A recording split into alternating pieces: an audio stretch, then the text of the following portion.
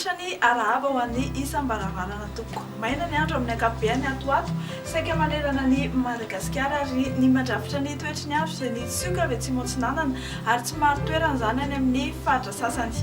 Vokatr'izay ny mety toetry ny andro no vinavinain'ny meteo Madagasikara ho anao amin'ny rapitso maraina dia toy izao manaraka izao. Isy ny orana ny aty amin'ny nosy Sainte Marie aty.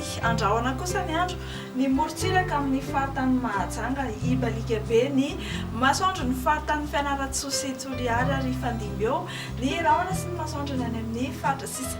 Ho amin'ny rapitso tolakandro dia mafimafy ny rivotra aty Alaotra sy ny faritra Iorombe iny Anorambaratra kosa ny faritra Nosy sy Sambrano ary Sofia anorana tandrivorona meto arahakotroka ny aty amin'ny faritra Bongolava ny ilany andrefany tasy Vakinakaratra ny atitany amin'ny faritry Melakiny Ibalika be ny masoandro faritany Fianarantsoa sy Toliara ary Fandimby eo ny rahona sy masoandro ny any amin'ny faritra sisa.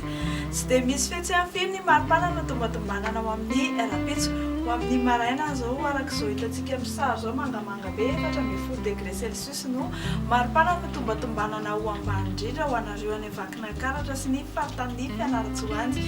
Ny maripana ambony indrindra kosa dia 5 degré celsius zany hoe midanika dia midanika ny andro ny faritany Toliara any. Ibalika be kosa ny masoandro amin'ny rapitso ny any amin'ny faritra Bangkok sy La Réunion Ifandimby ny rahona sy masoandro ao Johannesburg sy Seychelles arahana orana tandrivindraona malefaka izany Maurice, Comores sy Nairobi.